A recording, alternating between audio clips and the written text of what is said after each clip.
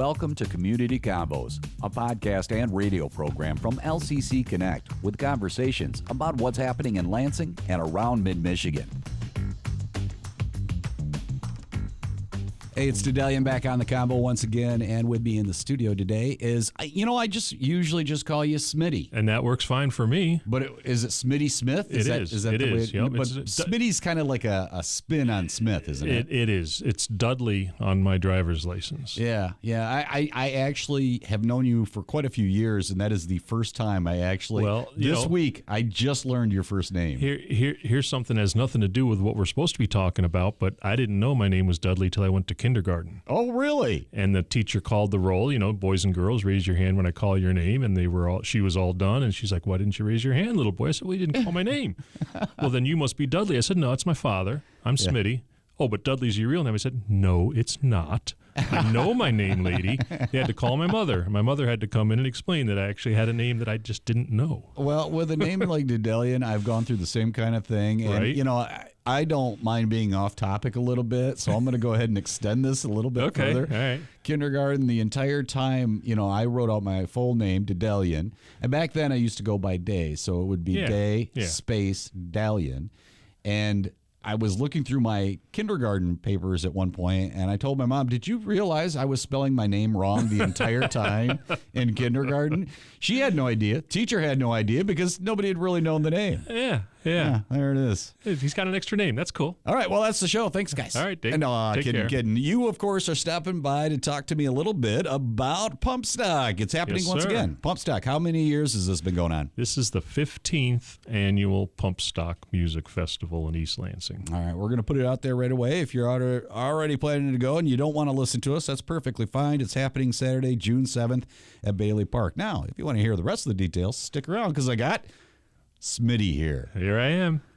All right. Tell me a little bit about Pumpstock. When did it get started? 15 years ago. How did it come about? Sure. Well, I used to, with my late wife, do a monthly concert series called Pump House Concerts. Okay. It was called Pump House Concerts because it took place in the Pump House. Okay, that's what I was wondering. Yeah, in East Lansing. The Orchard Street Pump House is a one-room community center owned by the city, managed by the neighborhood. It used to be the water pumping facility for the city of East Lansing, and it got converted through a block grant back in the 70s or something to it's just a room. There's still a well attached, there's no bathroom, but we would do concerts there, and after a little bit of the concerts, we thought, man, wouldn't it be fun to do, something with larger bands and something outdoors? Yeah. And we thought, yeah, let's do that. And we thought Pump House Concerts, Woodstock. Oh, I know, Pumpstock. So my son drew a logo. He drew one of those well pump sort of things. Yeah. And he stole the hand from the guitar from the Woodstock logo.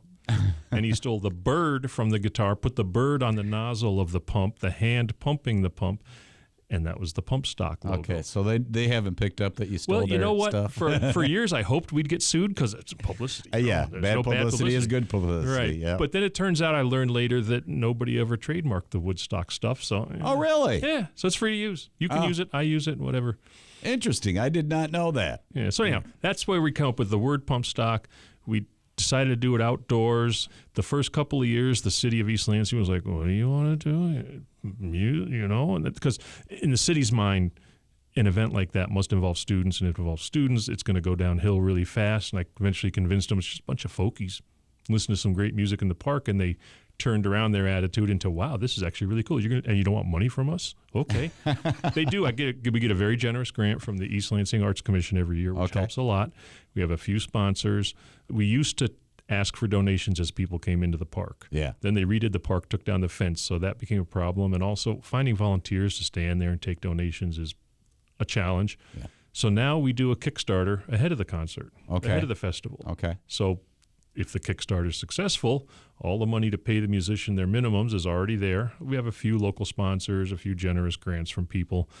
And then we put out a bucket, and any extra donations that come in day of, we give that to the musicians too. It's a zero-sum event. Every year we pay a few expenses, not many, and then we give the musicians the rest of the money.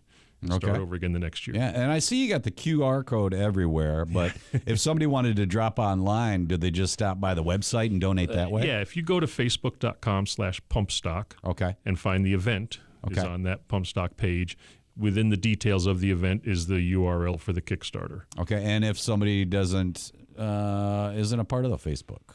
The Facebook. Look at me. I'm from like 1990 there. Anybody can email pumphouseconcerts@gmail.com. That's one word plural, pumphouseconcerts@gmail.com, and I'll send them whatever they want. I'll cut and paste the Facebook page into an email, or we'll figure that out. Also, if someone doesn't like Kickstarter or whatever, email me at that address and we'll find a way but they can always donate. If they attend, they can always do a cash donation. They can always do a cash donation. Yep. Yeah. We'll have some hopefully cute young children running around with the buckets to take donations that day. Donations is appreciated, but it is free to attend. It is free to attend, yep. And when is it happening? It is June 7th. What time? June 7th. Music is from 2 p.m. to 8 p.m. We have 2 stages, 5 acts on the main stage, opening up with local favorites, the Wild Honey Collective. Oh, they're always fun. Has your approach to finding the acts, has the music changed over the years, or do you feel like it's always kind of stayed the same? No, it's, what I'm in, I book acts that I like. Mm-hmm. And it seems other people like them too, so that's fortunate. And they tend to be what these days people call Americana, with, a little bit bluegrass or bluegrass adjacent stuff thrown in. This year we've got a great blues duo coming from Chicago, which the Capital Area Blues Society is helping to sponsor. So, folk, the broad umbrella at folk, but not a lot of traditional folk. Okay. The 10-pound fiddle has always done very good with the traditional folk. We're more into the alt country, Americana, like that. Yeah, there was one band on there that I noticed that I'm pretty sure is probably more the alt folk, and that would be the O Boys. Am I right on that? Well, in their way, the O Boys, the leader of that group, Zach Stevenson, played Buddy Holly in the traveling theater production of the Buddy Holly story. Oh, okay. So then he got 2 of his friends, and they dress in the Buddy Holly vein, and they play original songs that are kind of Buddy Holly-ish. Oh, really? So I don't think okay, that wasn't what I expected. No, not at all. They call it a vinyl music for modern hearts or something. They've got modern music for vinyl hearts. There you go. You just went backwards. I'll tell you what. Either way. Those guys are fun. They dress the part. They play the part. They'll be in the crowd ahead of time goofing around. They're just a wild set of 3 guys that are a lot of fun. Okay, tell me a little bit about, I know about the Wild Honey Collective. Sure. But what would you describe it as to somebody who's never seen this band? They're a modern folk band, maybe a little bit towards bluegrass. I say that just because pretty sure there's a banjo in the band. And it's a group of 7 or 8 local musicians that got together, I think, over the pandemic to make music and kept it going. And I don't know if 4 of them are going to show up or 8 of them are going to show up. It's a collective, Yep. But they're all really talented. And I saw them at the Robin Theater a few months ago and was like, oh, we need you guys there. We've typically had a local act open the day, the 2 o'clock set. So if you like the Wild Honey Collective because you know of them, come right at 2 o'clock, but stick around because you're going to be impressed with every act that we've got. Are there any other Michigan artists? There are not. Who else is there? Well, the O Boys, they're from maybe Wisconsin, Minneapolis. Okay. I forget. Anyhow, over there. Over there. Cheeseland. The other side of that big lake. The Michigan pond. Yeah. The Blues Act will blow you away. Donna Harula and Downtown Charlie Brown. They're each successful Chicago-based, Chicago-style blues musicians, and they put this duo act together. I've seen them. Donna's won all kinds of Chicago Blues Awards and has been nominated for the National Blues Awards. Charlie Brown's been playing for a long time, and they're going to just be kind of both traditional and modern Chicago-style blues. There's a duo, Tim Grimm. It's really Tim's band. He brings a dude named Sergio Webb with him because Sergio's this awesome guitar player. Okay. He's like a gun for hire, and Tim knows him really well.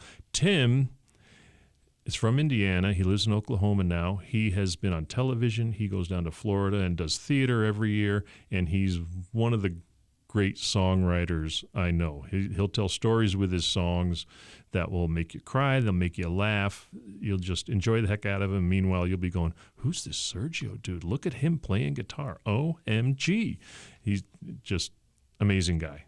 I hate to have you pick a favorite, but I'm going to do it anyway. Which one are you looking forward to watching the most? I think the blues duo. The blues duo. Just because, we don't get a lot of blues there, and I've seen them once. I've seen everybody else on here multiple times, and I want to see what Donna and Charlie are going to bring because they're going to bring it. Very cool. And that's going to be great. And then the fifth act on the main stage is Weta Skirts, led by Alexa Dawson. Alexa lives in Kansas. They're all from Kansas. Alexa's native, and Weta is some phrase that her and her friends made up that nobody else knows what it really means. So it's like an inside joke that, but that's cool. It's kind of like, we are Weta Skirts. We are the Skirts, I guess. Yeah, there it is. The other thing I wanted to ask you, though, it's been 15 years that you've been doing this. So has Mother Nature been great and blessing you with sunshine and happiness every year? Not every year. Okay, no. So what happens? Last year it started raining in the middle of the day, and we knew it was coming.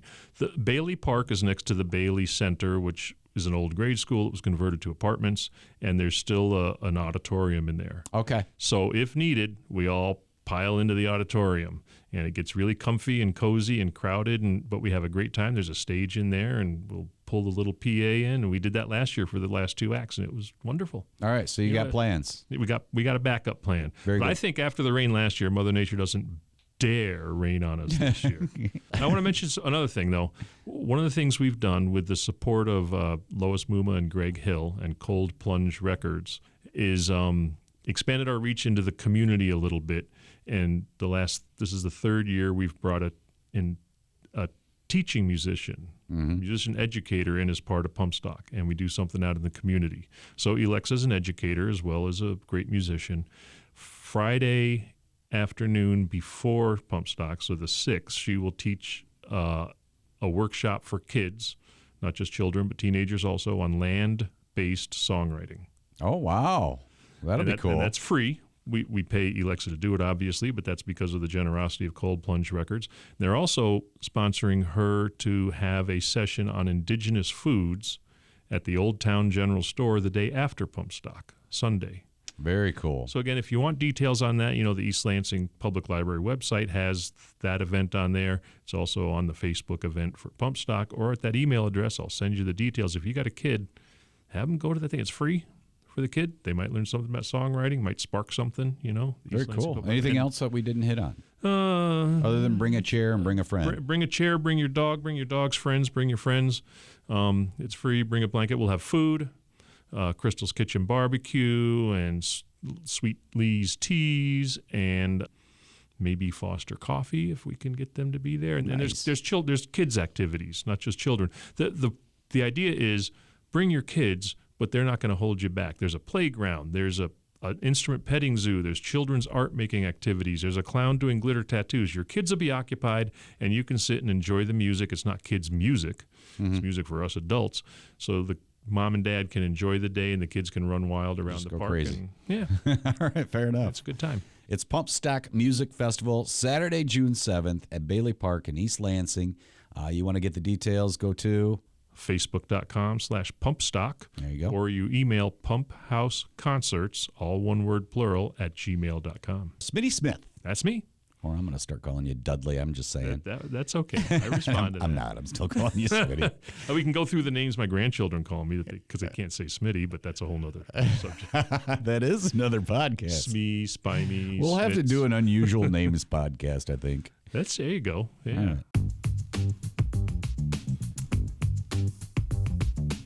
You've been listening to Community Convos, a program from LCC Connect with conversations about what's happening in our community. To listen to this episode on demand, visit us at lccconnect.org or find us on your favorite podcast platform.